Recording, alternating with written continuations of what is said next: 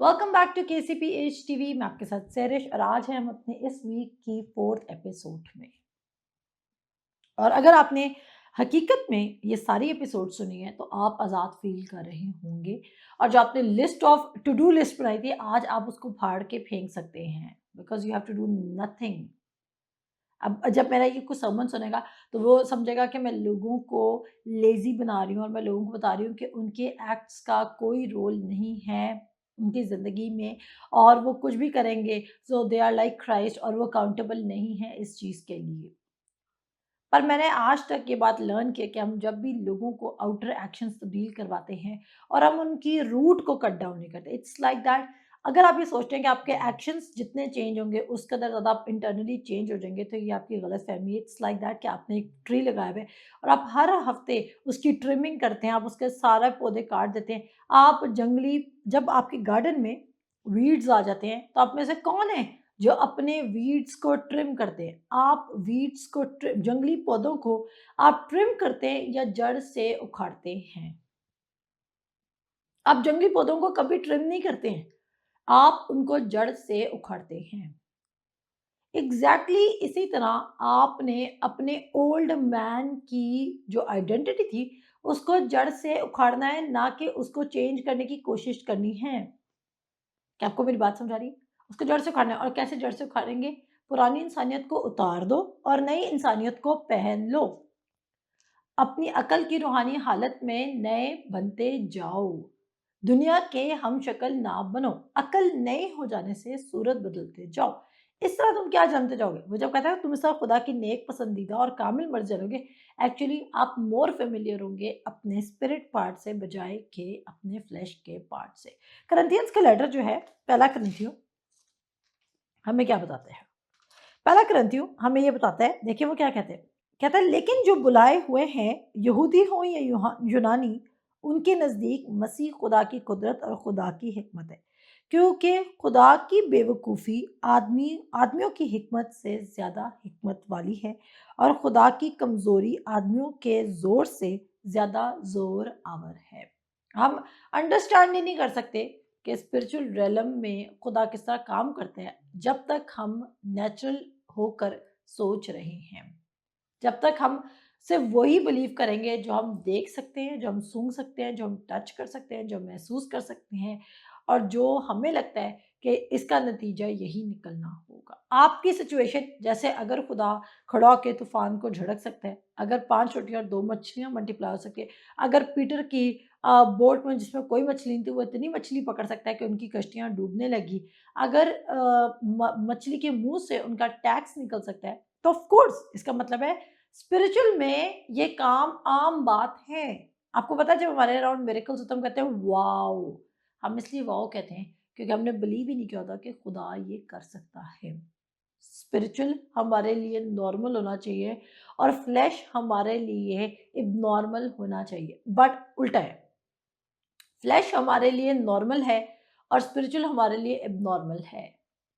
और अगर कोई हमारे दरमियान ये क्लेम करे कि मैं खुदावंद यीशु मसीह जैसा हूँ, तो हम ही उठ के सबसे पहले उसको डिस्करेज करेंगे कि अगर तू खुदावंद यीशु मसीह जैसा होता तो तू ये करता और तू वो करता और तू ऐसा होता। क्योंकि पॉल हमें क्या मैसेज है?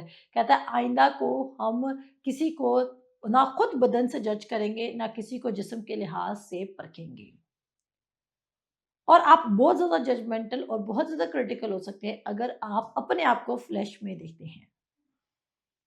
आप देखना कुछ लोगों को बहुत करेक्शन की आदत होगी, वो बहुत क्रिटिकल और जजमेंटल होते हैं लोगों को लेके। और वो क्यों क्रिटिकल और जजमेंटल है? क्योंकि वो अपने दिल में अपने आप को क्रिटिकली और जजमेंटल आप अपने आप को वो खुद जज कर रहे होते हैं। एंड वो हर पॉइंट में वो लोगों को बाय ग्रेस लीड नहीं कर रहे, वो लोगों को बाय लव लीड नहीं कर रहे, बल्कि वो हमेशा समझते हैं कि इसको ये इम्प्रूवमेंट की ज़रूरत है। मैं टोटली अगेंस्ट हूँ उन तमाम प्रोग्राम्स के जो आपको सेल्फ इम्प्रूवमेंट या सेल्फ डिसिप्लिन सिखा रहे हैं, बिकॉज दुनिया में ऐसा कोई बंदा नहीं है जो सेल्फ डिसिप्लिन करके सक्सेस रिसीव कर सकता है। जितने आप लोगों को लगता है ना कि ओ ये कितना सेल्फ डिसिप्लिन बंदा है और ये कितना कामयाब है, ट्रस्ट में उनकी प्राइवेट लाइफ में सिन होगा, उनकी प्राइवेट लाइफ में लोनलीनेस होगी, डिफीट होगा, और not all that glitters are gold. अगर उन्होंने सर्टेन पॉइंट तक पब्लिक लेवल पर सक्सेस रिसीव भी कर लिया है, तो वो उस पीस में नहीं चले होंगे जो सिर्फ खुदा के थ्रू मिल सकती है। आपको पता है खुदा का पीस कैसा है? वो कहता है मेरा जुआ नरम और मुलायम है। द मोमेंट हम क्राइस्ट को स्पिरिट के तौर पे जानने लग जाते हैं, तो हम उस अगर हमने कोई बर्डन भी है ना, तो वो भी लाइट होगा, वो लाइट वेटेड होगा। हम खुदा के काम करते वक़्त अपसेट नहीं होंगे, वी वोंट ग्रो वेरी, हम अपसेट नहीं होंगे, हम ट्रबल्ड नहीं होंगे। हम क्योंकि हम बार-बार फॉल नहीं कर रहे होंगे, क्या हम सब काम ठीक कर रहे हैं? मैंने कहा मिनिस्ट्री करते वक़्त ये बहुत ज़्यादा चांस होता है कि अगर हमें वैसा रिस्पॉन्स नहीं मिल रहा, जैसा दिल लगा के हम सर्मन सुना रहे हैं, तो हम कहते हैं, ओह माय गॉड! मेबी हम पता नहीं क्या गलत कर रहे हैं। और ये खुदा नहीं चाहता है कि हम इस थिंकिंग से चलें कि ये हमारा बिज़नेस है और हमने इसको फिक्स आउट करना है, जितना हम अपने आप को फिक्स करेंगे। आप जितने ज़्यादा क्राइस्ट सेंटर्ड हो जाएँगे, आप उसके अंदर ज़्यादा बेटर लोगों को रीच आउट कर सकेंगे, क्योंकि आप अलाउ करेंगे क्राइस्ट को अपने थ्रू फ्लो करने में। मैंने कहा, आप जितना ज़्यादा क्राइस्ट फ़ोकस्ड हो जाएँगे, आप उसके अंदर ज़्यादा क्राइस्ट को अलाउ करेंगे कि तू मुझ में से फ्लो कर। पर जिस कदर ज़्यादा आप सेल्फ फोकस्ड हैं, आप उस कदर ज़्यादा क्राइस्ट को छुपा के रखेंगे। आप पर्दा बने रहेंगे कि आपके थ्रू क्राइस्ट पेश ना हो, बिकॉज़ आप लोगों को बताना चाहते हैं कि आपने कितनी बाइबल स्टडी की, आपने कितना कलाम पढ़ा, आपको कितना वर्ड आता है, आपके पास कितना नॉलेज है। और आप क्या करें, आप लोगों को ये सिखा रहे हैं कि आप अपनी पावर से, अपने नॉलेज की वजह से क्राइस्ट को जानते हैं। जबकि हमने लोगों को बताना है कि अगर हम कुछ भी नहीं करेंगे तो भी हम लाइक क्राइस्ट हैं। पर उसको जानने के लिए, उसको पहचानने के लिए हम एक्नॉलेज करेंगे वो सब कुछ जो उसने हमें दे दी। उसके बाद वो कहता है, ऐ भाइयों, अपने बुलाए जाने पर तो निगाह करो कि जिस्म के लिहाज से बहुत से हकीम, बहुत से इख्तियार वाले और बहुत से अशराफ नहीं बुलाए गए, बल्कि खुदा ने दुनिया के बेवकूफ़ों को चुन लिया कि हकीमों को शर्मिंदा करे, और खुदा ने दुनिया के कमज़ोरों को चुन लिया कि ज़ोर आवरों को शर्मिंदा करे। जब आपको कॉलिंग मिलती है, यानी कि खुदा आपको किसी कॉल के लिए एक्सेप्ट करता है, आपको लगता है कि खुदा आपको नेचुरल टैलेंट की वजह से आपको कॉल में सेलेक्ट करता है। ओह! ये बहुत अच्छा सिंगिंग कर सकता है, इसकी आवाज़ बहुत अच्छी है और इसके पास ये गॉड गिफ्टेड टैलेंट है। ओके फाइन, इसको मैं वर्शिप में प्लेस कर देता हूँ। आज जब आपके चर्च में कोई टाइटल्स डिस्ट्रीब्यूट किए जा रहे थे या आपकी मिनिस्ट्री में, तो हम इसी तरह करते हैं। हम देखते हैं कि वो बंदा क्या अच्छा कर सकता है, बट खुदा ऐसे नहीं देखता है। क्योंकि खुदा नहीं चाहता कि हम हमारा फ्लैश ग्लोरी करे।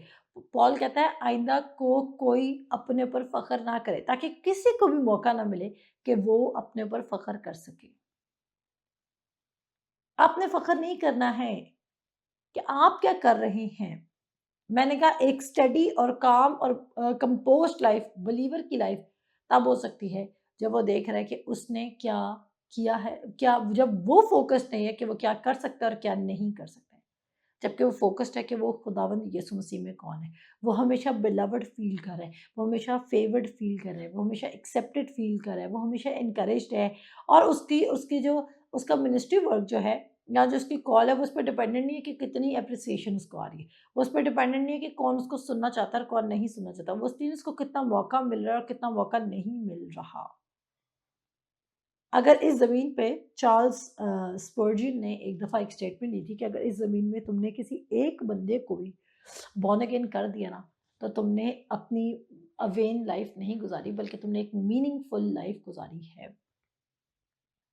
सो मेरे इज़्ज़ो, हम क्यों वैल्यूएट करें? हम अपनी परफॉर्मेंस की बेसिस पर क्यों क्राइस्ट लाइक बनने की कोशिश कर रहे हैं, जबकि हम ऑलरेडी क्राइस्ट लाइक हैं। अब आगे सुनिएगा, फिर वो कहता है, और खुदा ने दुनिया के कमज़ोरों को चुन लिया कि ज़ोर आवरों को शर्मिंदा करे। खुदा वीक वेसल्स को लेता है। अब मैंने नहीं कहा अगर आपके पास नेचुरल टैलेंट है तो खुदा आपको कभी सिलेक्ट नहीं करेगा, नहीं। मैंने कहा जिनके पास नेचुरल टैलेंट्स होते हैं, जिनके पास नेचुरल स्किल्स होते हैं, जिनके पास नेचुरल एबिलिटीज़ होती हैं, उनके लिए बड़ा मुश्किल होता है खुदा को एक्सेप्ट करना, क्योंकि वो विदाउट अपनी वो किस पे फ्लॉन्ट करेंगे। और उनको ऐसा लगता है कि अगर हम भी ये कहेंगे कि हम खुद कुछ नहीं है और क्राइस्ट है, तो हम तो बाकी लोगों के बराबर है। इसीलिए तो खुदावंद यीशु मसीह की बॉडी में किसी के पास ये चांस नहीं है कि वो अपने आप को ग्लोरीफाई कर सके। इसको हम कंटिन्यू करते हैं अपने नेक्स्ट एपिसोड में। खुदा हाफ़िज़।